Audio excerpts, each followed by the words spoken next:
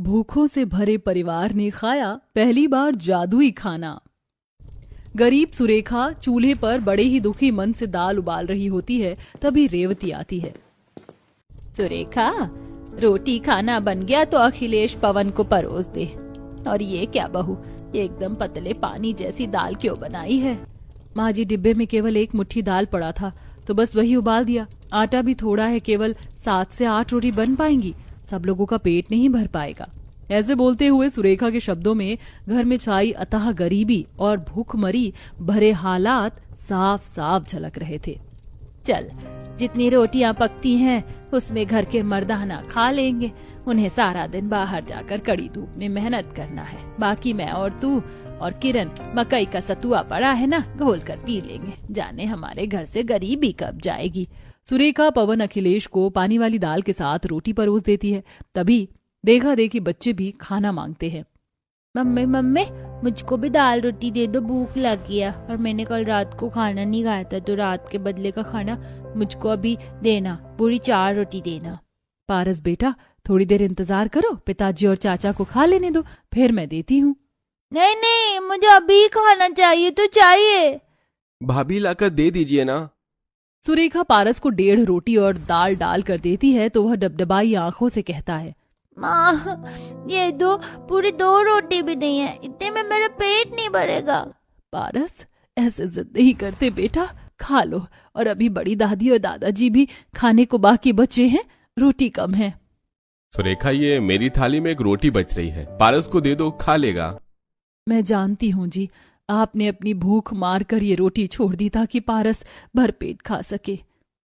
क्यों मां अन्नपूर्णा, जिस घर में तुम्हारे एक एक दाने की कदर होती है फिर भी उन्हें भरपेट खाना नसीब नहीं होता है।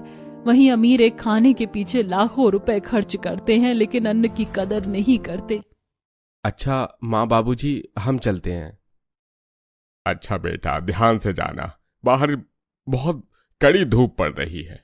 सुनिए जी, आते वक्त याद से राशन पानी लेते आना, रसोई में राशन खत्म हो गया है। अच्छा ठीक है, ले आऊंगा। रामनाथ के गरीब परिवार में कुल मिलाकर 9 से 10 जन खाने वाले हैं, जबकि कमाने वाले केवल 2 भाई। दोनों अनपढ़ होने के चलते मजदूरी का काम करते हैं। बदले में दोनों को 150 से 200 की दिहाड़ी हाथ आती है, जिसमें इतने में परिवार का पेट भरवाना कठिन होता है। कई बार तो बेचारे गरीब परिवार वालों के सामने ऐसी हालत भी पैदा हो जाती है जब उन्हें भूखे ही सोना पड़ता है। अखिलेश भैया, आज तो पूरी सवेरे सवेरे सड़क तवे के जैसे धधक रही है, काम पर जाने का जरा सा भी जी नहीं कर रहा है। पवन, तुझे तो पता है हम दोनों भाई पर ही घर टिका हुआ है। अगर हम काम पर नहीं जाएंगे तो घर का चूल्हा जलना आफत हो जाएगा। गरीबों के भाग्य में आराम करना नहीं लिखा होता। कुछ ही देर में दोनों भाई कंस्ट्रक्शन साइट पर पहुंच जाते हैं, जहां गरीब मजदूर सर पर बड़े बड़े तसलों में ईंटें उठाकर तपती गर्मी में ढो रहे थे। वहीं कामचोर मालिक चेतन छतरी में ठंडक में बैठकर रौब झाड़ रहा था। अरे ओ हरामखोर, जरा जल्दी जल्दी हाथ चला, ऐसे ढिलाई से काम करोगे तो दिहाड़ी काट लूंगा, फिर चिक चिक बाजी मत करना। हाँ, जयराम जी की सेठ जी। लो जी, आ गए मालिक साहब लोग। अरे तुम दोनों भाइयों ने क्या लेट लतीफ आने की कसम खा ली है क्या? हाँ, सुधरोगे नहीं तुम, चलो जल्दी से काम पर लगो। दोनों भाई दिन भर में हजारों ईंट ढोते हैं। चलो, सब लोग खा चुके हैं तो सांझ के लिए अभी चूल्हा लीप लेती हूँ। तभी सुरेखा की बेटी आंचल रसोई में सूखा सा चेहरा लेकर आती है और भूख के भाव से कहती है, माँ, ये परात में जो एक रोटी पड़ी है, ये किसके लिए है? मैं खा लूं क्या? मुझे और भूख लगी है। नहीं बिटिया, ये रोटी किरण बुआ के हिस्से की रखी है, वो खाएंगी। ठीक है माँ। बेचारी आंचल भूखी शक्ल लेकर बाहर चली जाती है। ऐसे ही सिलसिला जारी था। एक दोपहर में बूढ़ी दादिया सास सीतामणि दरवाजे पर बैठी थीं, तभी उसे खुशबू आती है। आहा, कितनी बढ़िया खुशबू आ रही है। लगता है पड़ोस वाले शुद्ध घी में हलवा पूरी बना रहे हैं। जी ललचा गया। वैसे एक बार के खाए खाए सारा दिन यूं ही भूखे कट जाता है। अरे सुरेखा बहू, सुन जरा। जी बाबूजी, कहिए ना। थोड़ा आटा का हलवा बना ले, खाने का बड़ा जी कर रहा है, थोड़ा थोड़ा खा लेंगे। जी अच्छा, बनाती हूँ। तभी रेवती लाचारी भरे लहजे से उसे रोक देती है। रहने दे बहू, हलवा मत बना, वरना शाम को रोटी बनाने के लिए आटा कम रहेगा तो भूखे सोना पड़ेगा। पूरा परिवार चुप्पी साध लेता है। इसी तरह कम कमाई के चलते पूरा परिवार आधा पेट खाकर रह जाता है, जिससे किसी की भूख नहीं मिट पाती थी। फिर एक दिन काम पर, चलो चलो, थोड़ी देर के लिए काम रोक कर सब रोटी पानी खा लो। ऐसा बोलकर चेतन जब अपना टिफिन खोलता है तो उसमें कढ़ाई पनीर, दाल मखनी, पनीर नान था। आहा भाई वाह, लुगाई हो तो ऐसी, रोज रोज ऐसे बदल बदल कर किस्म किस्म का खाना खाने को मिल जाए, जिंदगी सफल हो। मेरी तो जीभ लपलपा रही है अब। चेतन खाने पर टूट पड़ता है। वहीं बगल में जमीन पर दोनों भाई पवन, अखिलेश प्याज के साथ एक रोटी बांट कर खा रहे थे। खाने की खुशबू उन तक पहुंच रही थी। ये भी क्या जिंदगी है भैया, दिन भर पसीना बहाने के बावजूद भी हम अपने परिवार वालों को भरपेट नहीं खिला पाते। गरीब के नसीब में केवल नमक रोटी खाना ही लिखा होता है भाई, खा ले। ऐसे ही दिन ढलते हैं, लेकिन हालात बद से बदतर हो जाते हैं जब पूरा परिवार दाने दाने को मोहताज हो जाता है। माँ बड़ी जोरों की भूख लगी है। तुम पिछले 2 दिनों से खाना नहीं बना रही हो, भूख के मारे पेट दुख रहा है। आंचल को भूख से मचल कर रोते देखकर सुरेखा उसे दिलासा देती है। आंचल बेटी, दादी गई है राशन लाने के लिए, आने दो, फिर गर्मा गर्म रोटी बना दूंगी, ठीक है? अरे माँ जी, आप राशन ले आई? नहीं बहू, लाला ने उधार में राशन नहीं दिया। जाने भगवान कहाँ सोया है, सोचा नहीं था इतना बुरा दिन देखना पड़ेगा। सुरेखा रसोई में आकर कनस्तर में लगा थोड़ा आटा इकट्ठा करके रोटी बनाती है। शुक्र है भगवान की दया से 2 रोटी तो बन गई। पारस, आंचल लो, खा लो। बेचारी गरीब बहू ने अभी थाली परोसी ही थी, तभी दरवाजे पर एक बुढ़िया आती है, क्योंकि पसीने पसीने थी। कंधे पर एक झोला था और चेहरा भूख से भरा हुआ था।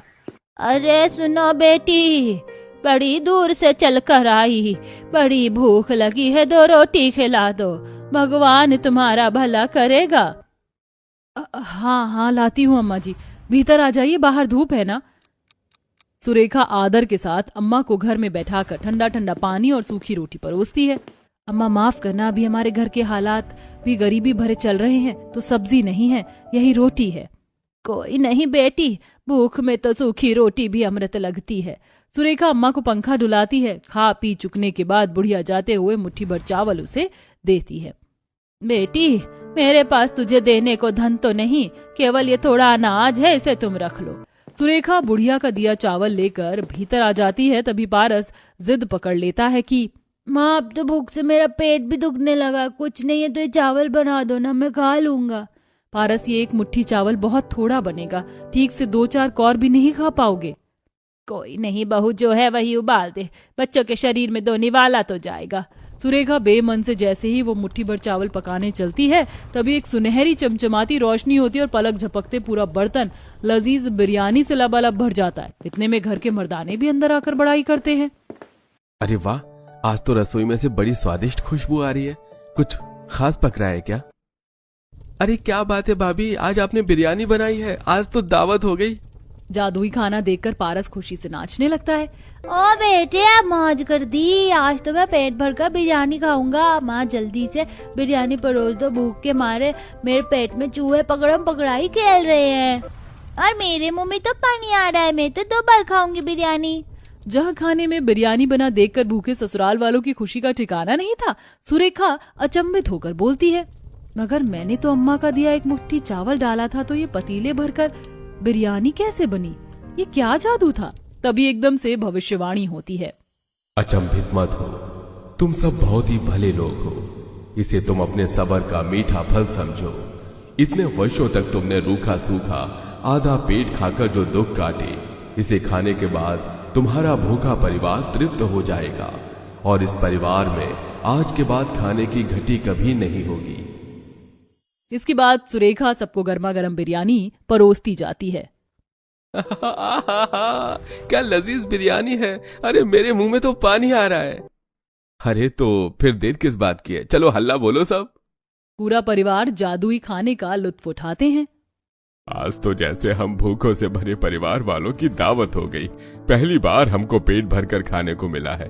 अरे बहू, थोड़ा और बिरयानी तो डाल। भाई, मेरा तो बिरयानी खाकर पेट भर गया, इस पर कुछ मीठा खाने को मिल जाता तो मजा आ जाता। इतना बोलने के साथ बर्तन में बिरयानी की जगह शाही टुकड़ा आ जाता है। अरे वाह, ये तो सोने पर सुहागा हो गया। दादी, दुख के दिन गए दादी माँ, अब तो हम रोज रोज रज कर जादुई खाना खाएंगे, वो भी भर पेट। उस दिन के बाद से भूखों से भरे परिवार वाले हर दिन हंसी खुशी पेट भरकर भोजन करते हैं।